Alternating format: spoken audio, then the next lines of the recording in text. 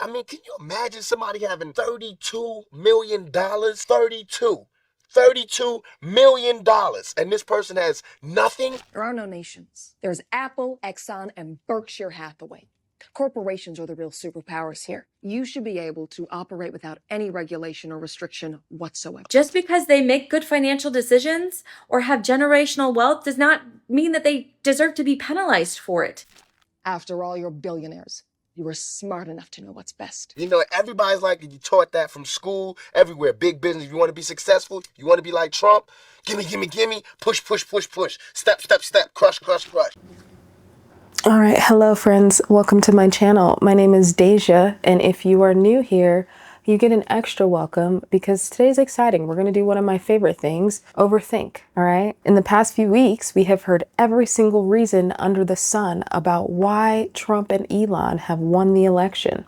And if you ask 10 people, I promise you, you will get 10 different answers. You'll get answers like the Democrats being too far left. You'll get answers like the Democrats not being left enough. You'll get there's been too much of a focus on identity politics. There's been not enough focus on the identity politicking of a certain group. You get the picture. But one of the contributing factors that I really don't hear enough people talking about that we really can't ignore is billionaire worship. Sure, devil's advocate, Democrats had billionaires endorsing Kamala at the DNC, but having the support of a few billionaires and being a billionaire yourself and having a billionaire sidekick that also moonlights as the richest man in the world running for office is very different. We can dive into what the Dems should do differently going forward in a different video, but alas, that is not this video. You can debate in the comments whether Trump is actually a billionaire or not. That's not the point, because what matters more in America is branding. And he has run an excellent branding campaign over the course of his entire career that leads people to believe that he is a billionaire. Okay, and being a billionaire in America is the siren song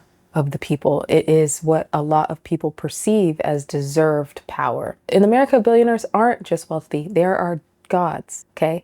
We idolize their successes, we excuse their flaws, and believe that if we aren't billionaires, then it must be because we're not trying hard enough, or, you know, we just haven't locked in for that winter arc the way that we need to. We're in a position now where we are willingly giving away power, our collective power, to billionaires because we see them as the best of us. They deserve more than us. They deserve the power because they are the best ones. But what if this mindset isn't just false? What if it's harmful? Not just to individuals, especially you, hustle culture man, but to entire communities. Before we get started, let's clarify something. There is a difference between capitalism as an economic tool and unfettered capitalism as a system. Capitalistic endeavors, yes, they can drive innovation and growth, but unfettered capitalism, unchecked, unregulated, prioritizes profit over people with great social and environmental costs. There is a difference between, you know, your niece's lemonade stand and the actual system of capitalism. To truly be a capitalist, like think like music labels, you know, taking an artist for everything they're worth. It's a very different thing. So in this video, I say we're going to explore how through years of well-placed propaganda, Americans have internalized the belief that billionaires are inherently superior. We perpetuated a culture of worship that mimics a church pew when it comes to idolizing billionaires. It'll unpack the wider societal damage caused by this mindset, but probably most important would be the delaying of class solidarity, reinforcing the billionaire class's power over the power of the majority. And then finally, hopefully, how we can begin the process of deconstructing. Welcome to the Tragic Optimist Club, boo. Grab some tea. I've got mine. We've got some Paris Earl Grey. I'm going to add a little bit of cinnamon to that. And then we're just going to get rocking. So get cozy and let's get today's think tank rolling. Come overthink with me. Part 1, a very brief history. The birth of the billionaire and the Gilded Age. In the grand scheme of the history of the United States, billionaires are pretty new. They dominate our headlines, our screens, and even our dreams, but they're still a relatively new phenomenon. And the idea that billionaires are the heroes of society, that's even newer. It's also carefully constructed. The very first billionaires appeared during the late 19th century, an era known as the Gilded Age. This was a time of rapid industrial growth and extreme wealth concentration.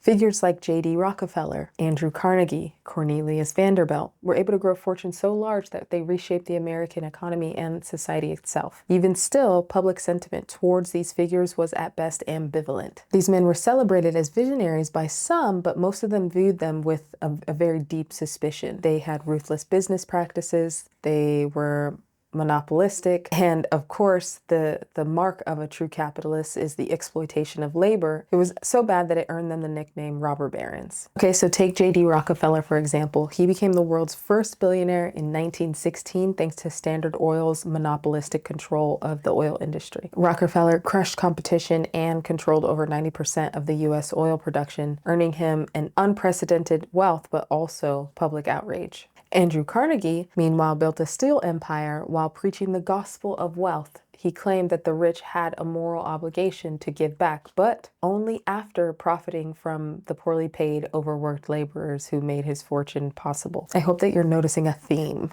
with like the unfettered capitalist aspect. At the time, billionaires weren't heroes. They were the villains. They were seen as symbols of greed, of corruption, and the dangers of unregulated capitalism. Political cartoons of the time depicted these men as oversized cigar-smoking figures sitting on bags of money while their laborers toiled beneath them. The unchecked power of billionaires helped drive the US into the Great Depression. And so by the late 1920s, the top 1% controlled nearly 24% of the nation's wealth, while wages for workers stagnated. Does it sound familiar? Stock prices soared to unprecedented levels. Banks and investors encouraged risky behavior. They were offering loans to everyday Americans to buy stocks on margin, which is essentially betting with money that they didn't have. And you know, the chickens came home to roost. The bubble burst on Black Tuesday, October 29th, 1929, and it wiped out billions of dollars and plunged the country into chaos. Banks had gambled their customers' money on risky investments, and when those investments failed, ordinary Americans lost their life savings. Meanwhile, corporations cut wages, they laid off workers, and they hoarded their profits. And by doing so, this ended up plunging the country into economic freefall. There were insiders, wealthy insiders, who sold their holdings just before the crash, which meant that ordinary investors and small businesses were left to kind of bear the brunt of the weight. And this made people angry at Wall Street. For decades at this point, Americans had been told that business leaders were the backbone of the nation. But in the eyes of a lot of people, the Great Depression exposed them as gamblers playing with the livelihood of millions of people. The crash itself wasn't just a financial event. It shattered the illusion that America's wealthy elite had the nation's best interests at heart, and to a lot of people it felt like a betrayal. And so when the stock market crashed in 1929, it wasn't the wealthy who suffered, it was everyone else. Millions of people lost their jobs, their homes, their savings. Public trust in the wealthy elite and in unregulated capitalism collapsed, and billionaires were no longer seen as symbols of progress. They were seen as the architects of destruction. And so the Great Depression created a stark divide between the wealthy elite and the working masses. Bankers, industrialists, and big business leaders were now viewed as predators, and that anger boiled over into public demonstrations like the Bonus Army March of 1932, where you had desperate veterans clashing with the government, which did a fantastic job at showing the disconnect between the elite and ordinary Americans.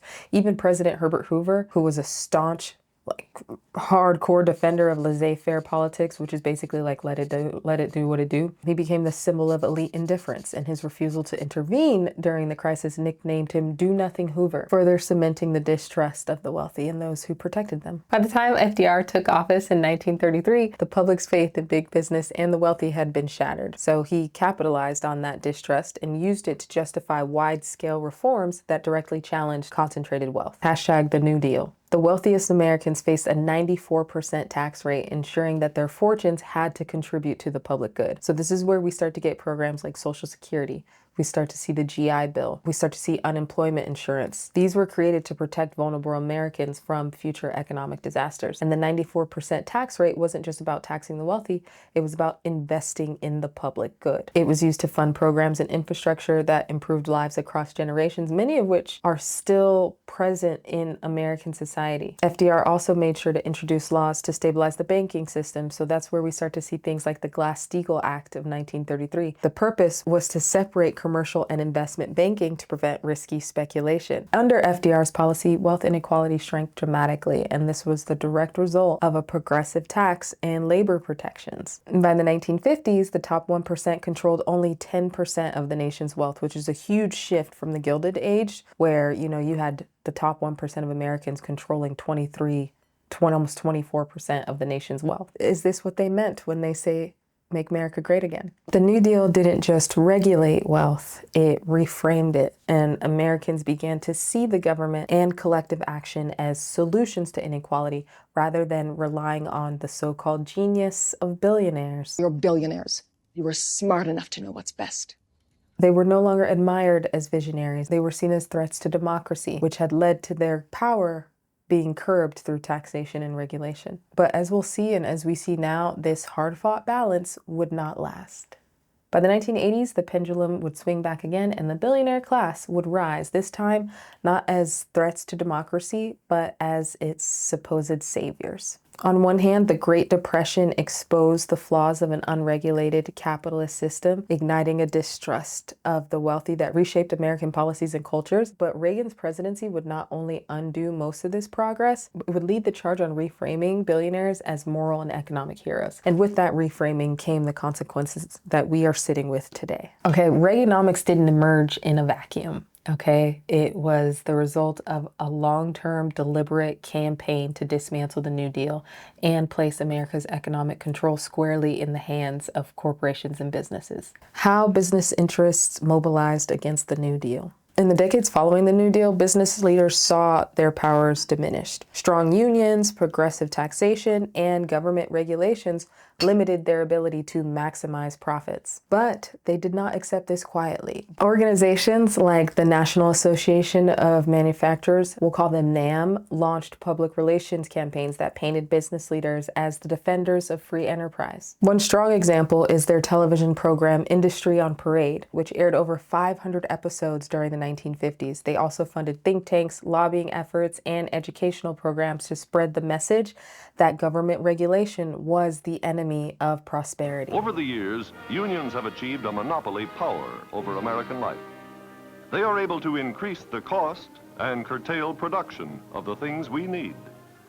They were putting in work. Side note, as a Black person in the US, I especially struggle with this protect the free market at all cost narrative that the capitalism bros and conservatives swear by, because there's so many examples throughout history where the economic independence and free market prosperity of Black Americans was not only interfered with, but in a lot of cases it was destroyed. And so by following their rhetoric, like that should have been seen as an attack on free market principles. That should have been seen as an attack on the free market, but if the ideologues truly stood by their own value structure, those attacks on the free market prosperity should have very well been addressed as attacks on the entire system itself and forbidden and stamped out, but I digress. Ignoring hypocrisy makes us feel warm and fuzzy. You know how we get down in America. I'm sorry, that was a tangent. Back to it. If you want to dive deeper into this, would be so insanely fascinating if it also wasn't frightening strategy that spanned decades, check out Invisible Hands by Kim Phillips Fines. She covers dozens, if not hundreds of examples of the sustained long-term effort and PR campaigns fueled by business interests that were ran to kind of shift this societal narrative. You had wealthy industrialists like J. Howard Pugh, who owned Sun Oil, and the DuPont executives of DuPont, bankrolling conservative institutions, bankrolling universities to shift public opinion. So it's always so funny when people talk about the establishment, and it's like, the establishment. Like, do you know who the establishment is funded by? In the 1950s and the 1960s, corporate-funded textbooks infiltrated schools, erasing historical smudges, teaching students that unregulated capitalism was synonymous with freedom. The genius of these campaigns was their two-faced strategy. On the surface, these campaigns appeared to champion the working class. They sold the idea of shared prosperity through free enterprise. But behind the scenes, they had a very different goal, and that was specifically to dismantle the New Deal and ensure the government stayed out of the way of corporate profits and the free market. The free market. While PR campaigns showed smiling workers and business leaders shaking hands, these same corporations were lobbying aggressively for policies to undermine unions, to weaken labor protections, and to slash taxes for the wealthy in order to concentrate wealth and power. Some of the ways these strategies played out was with union busting. NAM lobbied for the passage of the Taft-Hartley Act of 1947, which essentially restricted union power and made it harder for workers to organize. Business groups lobbied aggressively for corporate tax reductions, claiming reinvestment would benefit society while ignoring the impact on public funding. NAM and other think tanks publicly portrayed the New Deal as government overreach, while emphasizing the glory of individual responsibility. Behind closed doors, they channeled millions into electing pro-business politicians who would then dismantle worker protections and social programs, completely ignoring the needs of their constituents over corporate entities. Between 1947 and 1980, corporate lobbying efforts succeeded in cutting the top marginal tax rate from 94% to 70%, laying the groundwork for Reagan-era reductions to 28%. These efforts weren't just about opposing specific policies, they were about reshaping how Americans viewed government and business. The Powell Memo, the blueprint for corporate dominance. One pivotal moment of this campaign was the 1971 Powell Memo, written by corporate lawyer Lewis Powell, who later went on to become a Supreme Court justice. The memo called for a coordinated effort by businesses to defend free enterprise against what Powell described as an assault from unions, activists, and the media. Why, Powell asked, should businessmen patiently tolerate their critics? After all, they were the trustees of universities like Yale. They owned the media stations. They had the resources, money, and social prestige. The Powell Memo urged businesses to fund think tanks, create pro-business media, and influence politics directly. It urged that businesses and corporations should marshal their power to influence the universities, the media, and the courts. They had to strive consciously to shape the political debate on college campuses by organizing speakers bureaus, evaluating textbooks, and ensuring balance in faculty hiring through their roles as donors and trustees. They should keep television programs under constant surveillance for excessive criticism of the profit system, while seeking to fund special programs espousing views in the favor of the free market. Indoctrination 101, and basically like affirmative action for business. And finally, they needed to follow the example of the civil rights movement and try to use the courts and the judicial system to win rights for business and protect the marketplace. The judiciary may be the most important instrument for social, economic, and political change. Probably really good that he became a Supreme Court justice. This memo became the blueprint for aligning corporate power with government policy. You're billionaires.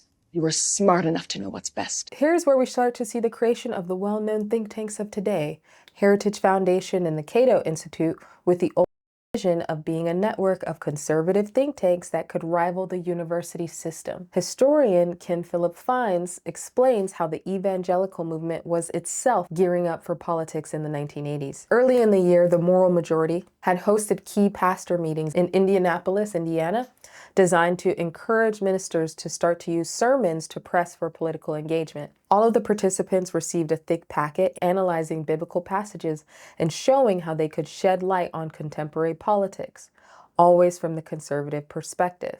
The Moral Majority argued that the Bible could be linked to present-day economic concerns. For example, the commandment, "Thou shalt not steal," was interpreted as a commentary on inflation, since rising prices effectively stole the value of money itself. On the subject of welfare, the organization suggested that the Bible did not say anything about the government being the ordained provider, and quoted the book of Proverbs, "The soul of the sluggard desireth and hath nothing, but the soul of the diligent shall be made fat."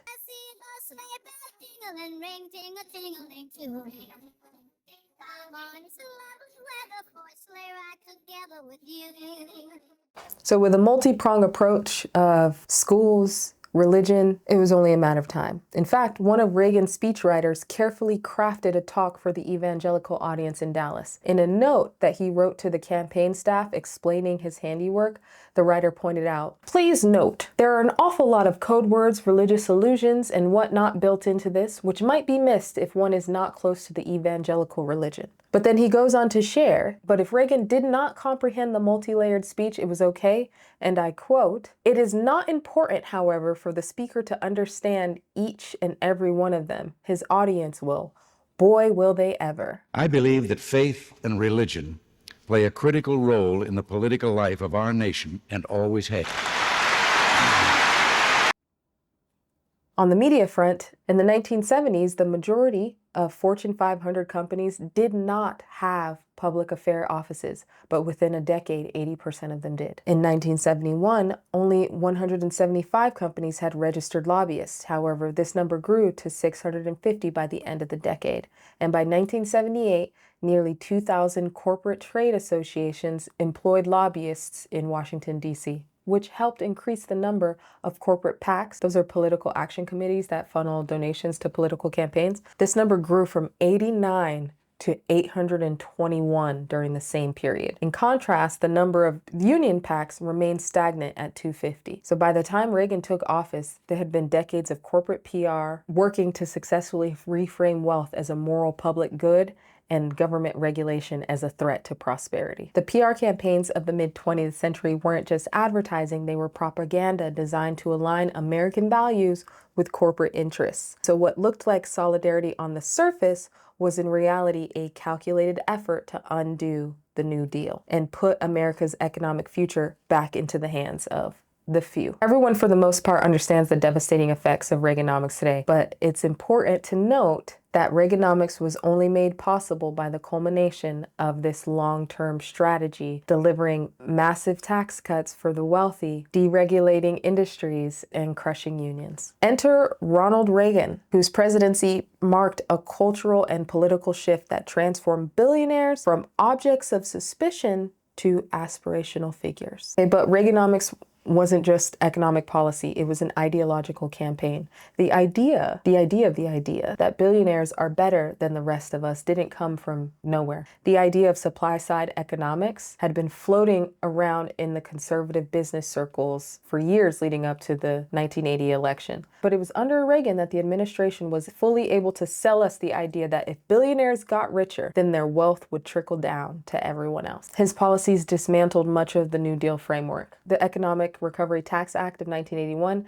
that cut the top marginal tax rate from 70% to 50%, with follow-up cuts reducing it to 28% by the end of his presidency, layering the foundation for wealth concentration. Reagan rolled back regulation in industries like finance, paving the way for more unchecked corporate growth. By union busting, it also led to stagnant wages for workers while corporate profits soared. The impact was immediate and dramatic. In the 1980s, CEOs earned 30 times the average worker's salary. By 1990, the number had grown to 107 times. Meanwhile, union membership fell from 23% in 1980 to 12% in 1990, and wealth inequality began to skyrocket. We have to reframe wealth as a moral good, and since their wealth was morally good, billionaires were no longer seen as greedy, they were job creators, whose success would supposedly trickle down to everyone else. To which I ask you, dear watcher, how has that been working out for you? But policies alone didn't do this. The media took billionaire worship and turned it into a national religion. Part 2.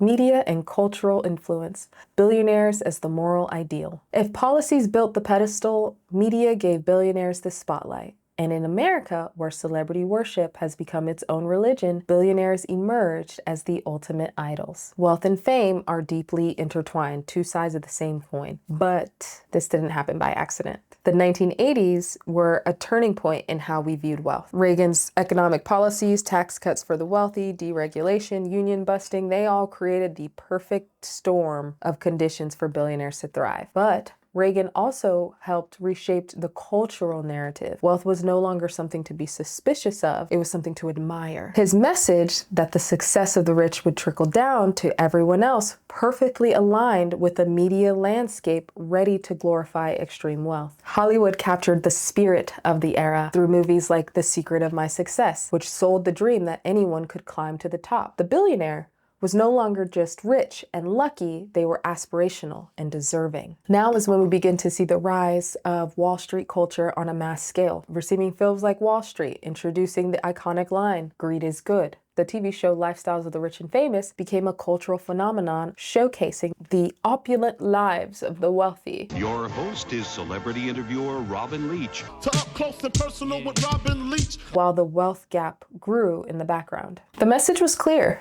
If you were rich, you were winning. If you weren't, you just needed to work harder. This shift didn't just normalize wealth inequality, it made it aspirational. In 1987, Forbes launched its first annual Billionaires list. For the first time, extreme wealth wasn't just discussed, it was celebrated. This list turned billionaires into celebrities, ranking them like athletes or movie stars. Wealth became a scorecard, and billionaires became the players that we cheered for. The list became a ranking of gods. Who was the richest?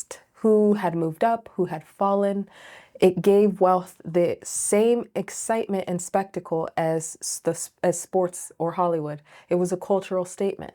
It taught us that wealth was the ultimate achievement and billionaires were the ultimate winners. This aligned perfectly with Reagan-era ideals of self-reliance, the American dream. If they could do it, why couldn't we? News outlets ran headlines about who the richest man in the world was as though it were breaking news. Wealth itself became entertainment. Present day, the wealth-watching economy. Celebrity and billionaire worship collide. This wealth obsession didn't stop with billionaires. Billionaire worship is the sister of celebrity worship. Celebrity culture gave us the wealth-watching economy where we consume the lives of the rich and famous, like reality TV. You have shows like MTV Cribs letting us tour homes worth millions. Keeping Up with the Kardashians turned this luxury into a brand. And today, social media influencers bombard us with private jets and designer hauls, telling us that luxury is the ultimate goal. A 2020 study found that 40% of millennials admitted to going into debt to keep up with luxury trends on social media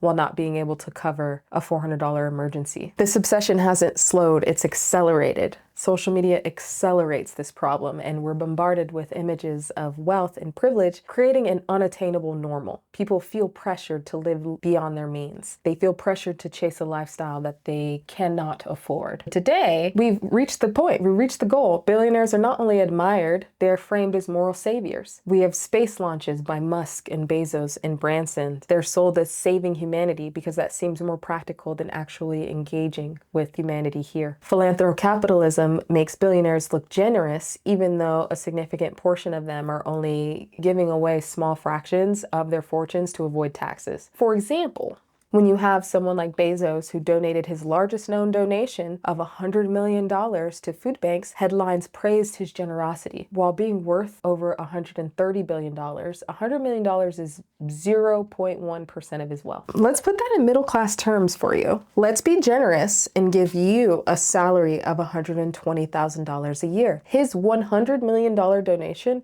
would be equivalent to $92.40. Now, $100 is no small feat for the average American, okay? But is it really the same for someone with a $500 million yacht? No. A lot of these acts of charity aren't just performative, they're distractions. By presenting billionaires as generous saviors, we forget to ask, why do they have so much power in the first place? Bro influencers and self-help gurus add fuel to the fire by pushing the hustle myth, the idea that if you hustle hard enough, you too can become a billionaire. And while researching this video, I learned that my and probably your definition of self-made is too strict. The idea of being truly self-made is rare, and my idea of self-made is like, you know, started from the bottom, nothing, truly like rags to riches, nothing. That's actually rare in the context of billionaires. 72% of billionaires inherited their wealth or had access to significant family resources. The truth is, most billionaires didn't start from scratch. They started with advantages, be it family wealth, be it connections, or systems rigged in their favor. But the hustle myth keeps us distracted, chasing a dream we're unlikely to achieve while defending a system that keeps those on top.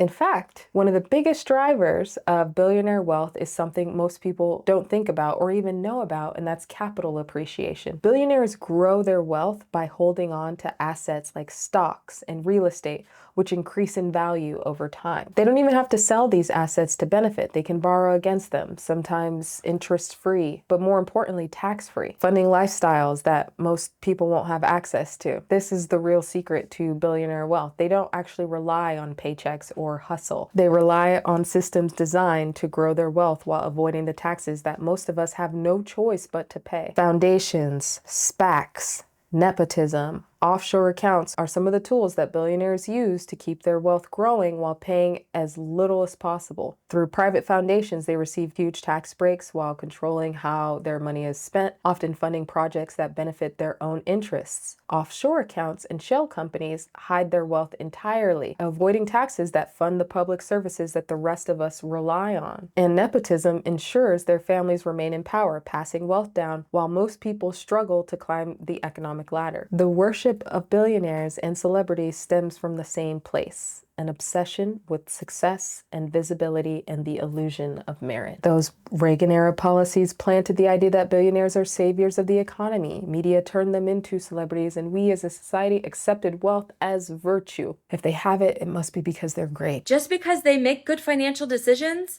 or have generational wealth does not mean that they deserve to be penalized for it. This constant worship doesn't just stay in the media, it seeps into our mindset, creating a mental trap. This billionaire worship trap leads people to gamble on crypto schemes, fall for MLMs, or go into debt buying Ponzi scheme courses, chasing a dream. The system profits while individuals lose, and the cycle repeats. Media and culture built the altar, but what does billionaire worship cost? Spoiler alert, it is way more than we think. Part 3, Community Consequences. In my last video, The Tragic Optimist Guide for Surviving Capitalistic Nihilism, I cover some of the effects of America's particular brand of unfettered capitalism on its people, so if you want a deeper dive, check that out. I won't go into too much here, but outside of those individual and communal consequences of things like hustle culture, billionaire worship goes a step further because it gets in the way of forward momentum. It convinces people to side with the wealthy, even against their own interests. So many middle-class Americans protest wealth taxes, convinced they'll be billionaires someday, or that if we tax them, then the billionaires will leave. But statistically, you're more likely to be struck by lightning than to make it to the top 1%. And if they chose to leave because they had to pay their fair share, wouldn't that defy the whole America First narrative President Musk has been pushing? That's gonna make some people angry. Don't come for me.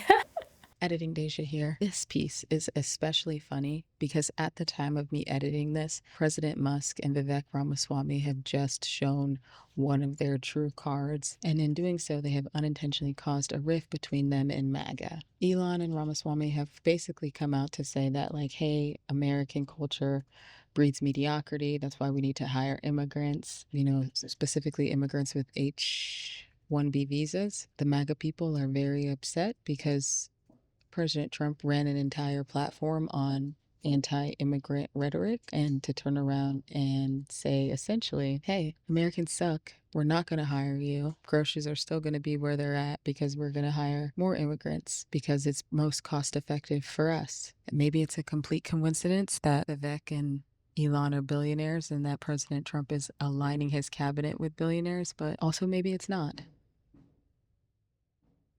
Maybe it's not an accident at all. Maybe it's actually very intentional.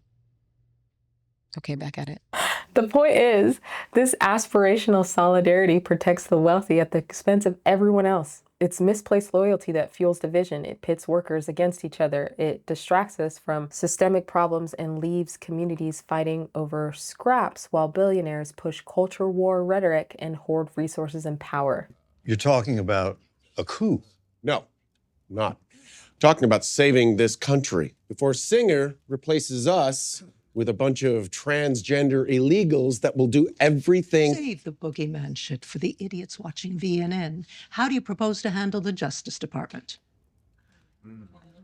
Today's billionaires are wealthier than ever, but they give less relative to their fortunes. As we mentioned earlier, often using philanthrocapitalism as a tool for influence, tax avoidance, and self-promotion rather than addressing systemic inequality. All right, so we had an issue with recording. To any aspiring content creators, make sure that your audio is working. Run some tests before you get started. Don't get so excited that you're doing the thing that you don't check your audio. Where were we? Philanthrocapitalism. So philanthrocapitalism, for the girlies who don't know, is the idea that billionaires can use their wealth, they can use their business acumen and their private corporations to solve societal problems, social problems. They can do this better than governments or nonprofits. Think a charity run like a business. But that's also the problem.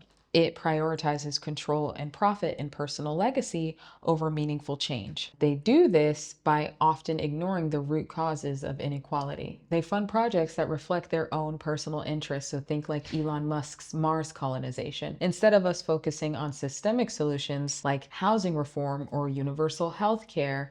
We're focusing on going to Mars. That's also why you'll see things like billionaires donating to elite universities instead of underfunded public schools. There's a vested interest in maintaining this system. I just find it a little weird that a bunch of billionaires with Ivy League educations are trying to convince an entire generation of unemployed men that they don't need an education to be successful. It is highly unlikely that a billionaire would try to address systemic inequality because it is what made them a billionaire in the first place. Donations to food banks and disaster relief are vital, but they don't fix the systems that created the poverty and inequality in the first place. Billionaire philanthropy often reinforces the very same systems that made them rich. You have foundations that are influencing public policies while not thinking about the public good. It's the billionaires, based on their scope, based on their visibility and their own personal interests, who decide what gets funded and what doesn't, shaping the world in their image, not in our image, despite us being the majority. This type of philanthropy isn't about fixing the system that gave them their wealth. It's about maintaining control. This is especially visible when you think about how Elon Musk uses his platform to amplify things like race science or eugenics based upon his own personal interest. I find it funny that we would leave, philanthropy in the hands of someone like that. Most likely doesn't believe that systemic inequality exists in the first place. So to rely on them to fix social or systemic issues is a non-starter, and truly raises important questions about whether philanthropy alone can or should be relied on to solve societal problems. And probably most important, and essentially the crux of this video, is that billionaire worship delays class solidarity. Instead of uniting against inequality, you find a lot of the everyday American or the average citizen defending a system that has left not only them, but their family behind for probably generations. Probably the wildest thing about it is that this isn't a new tactic. Business interests have used it for decades to weaken labor movements and to preserve their power. One union, and sometimes even one man, may bring a complete stoppage of production of the things America needs. Here's what you can do. Write letters to your congressmen and senators, telling them why you believe the power of union bosses must be curbed. Get others to write letters too. But what happens when we reject the myth? What happens when we focus on collective solutions instead of chasing individual dreams? Part 4. Breaking the spell. What might be done about that? As tragic optimists, we acknowledge the overwhelming challenges. We don't stick our head in the ground and move into toxic positivity and ignore the challenges.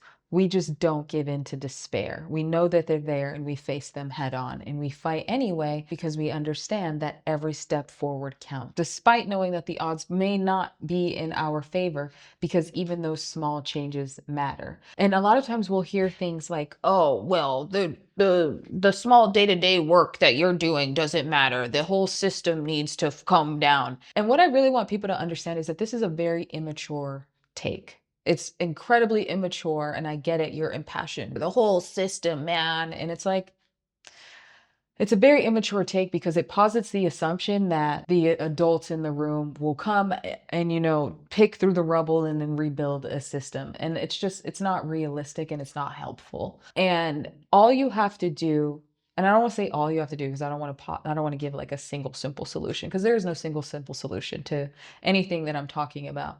But if you were to go back throughout history and you look at aspects of revolution and you look at small pockets of resistance, what you'll find is that in times where entire structures came down, it was the small cracks in the foundation that brought down that structure. Very rarely was it a bulldozer. And I know that it's sexy. It's so sexy to be like, having bulldozer dreams. But in actuality, it's the small pockets of resistance. It's the small changes that matter. And the stories that we have been told about billionaires are not unbreakable. They can be rewritten.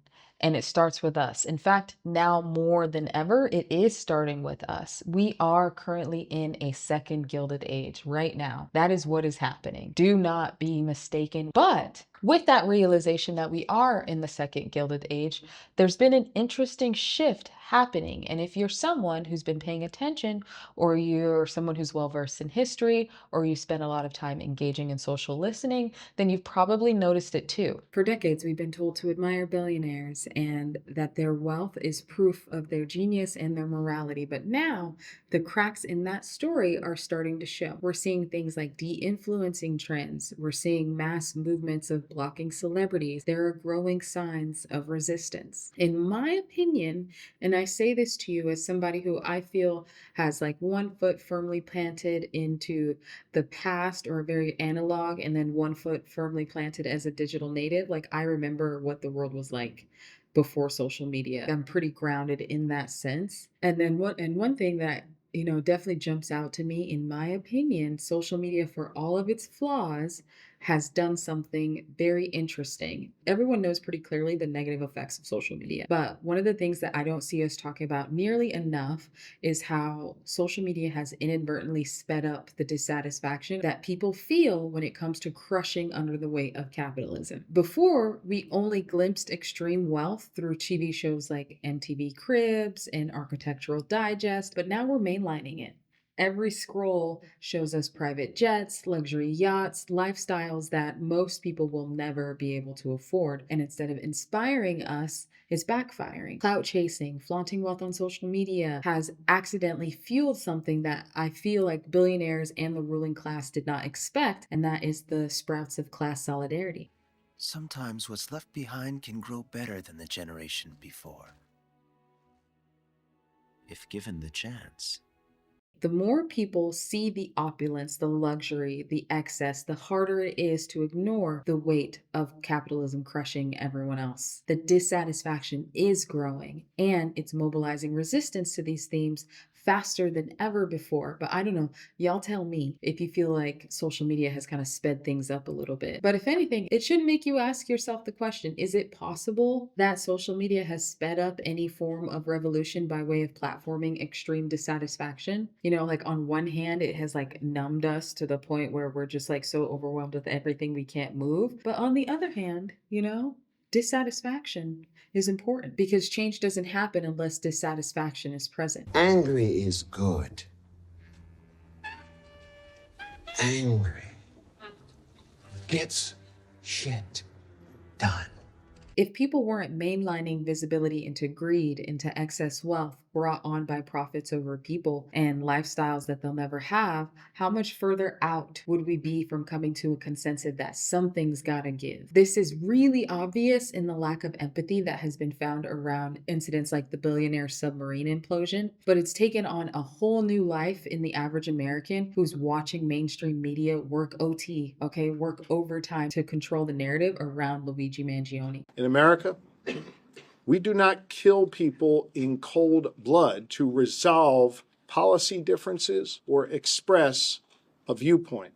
The propaganda machine immediately went to work sending out its best and brightest rage baiters. The shooting of Thompson has unleashed a wave of evil from members of the left to ensure alignment. But I feel like they've been really disturbed to find out that the old tricks of the right-left culture war rhetoric, it didn't have the same effect. It didn't have the same gasoline effect on this particular issue. These events prove that billionaire worship is not only not inevitable, but it's cracking under the pressure of its own contradictions. The shift is already happening. But the question now is, how do we keep the momentum going? Let's just yap about a couple of things that we can do to challenge billionaire worship in our everyday lives. Step 1, develop media literacy. This might be the most important thing. You should be asking yourself regularly, who benefits from this narrative whenever you're consuming media? What's being left out? Look critically at the stories media and the social media platforms are trying to sell us about wealth and success. Pay attention when things happen, how quickly media opts to push the left versus the right narrative. Step 2, reject the hustle myth. Stop buying into the idea that billionaires are self-made geniuses. Most of their wealth comes from inheritance, exploitation, or systemic advantages, not hard work. The truly self-made billionaires meaning started from absolutely nothing and made their way, is the minority, not the majority. Step 3, support collective action. Join unions, back mutual aid projects, vote for policies that prioritize people over profits. True change comes from collective action. Anyone pretending that collective action doesn't advance change is being disingenuous. And again, I would be asking myself, what does this person stand to gain by pushing this narrative? Pay attention. Pay attention to who would benefit by having you look at the person to the left of you and the right of you in the same position as you as your enemy. And then step 4, reframe success. Redirect your admiration. Shift your admiration from billionaires to everyday heroes. Switch your admiration to teachers, to healthcare workers, to activists, to journalists, to neighbors who invest in their communities, to the people who work on your power lines. These are the people who make a difference in everyday lives without billions of dollars. Billionaire worship thrives on myths, but myths fall apart. Social media, independent voices exposing reality contribute to the understanding that billionaires are not gods or heroes. They're products of a system built to protect their wealth at the expense of everyone else. Breaking free from this worship isn't about tearing people down. A lot of people get really confused thinking that I'm being a hater. You are not entitled to rich people's money. Or oh, I'm jealous. No, bro, no. I don't want to tear people down. I support your capitalistic endeavors as long as it doesn't exploit people.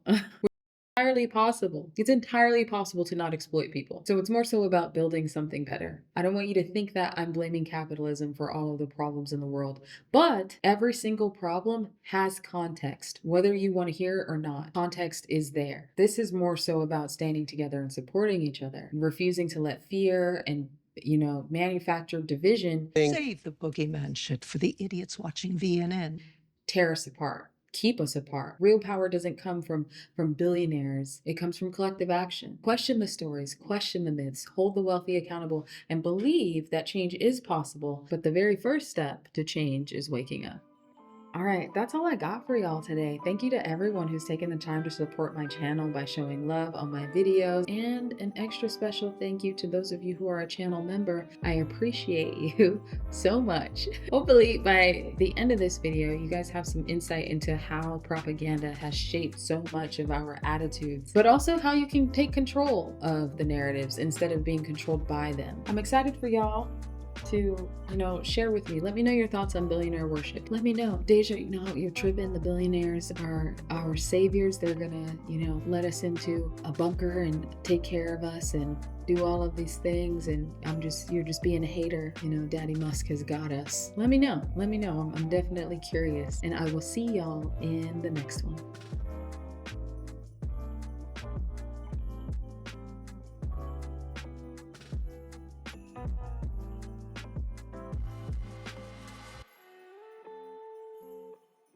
I need 7 minutes. Okay, do your thing. Okay. Are you mic'd? Yes. Can I move freely? Yes.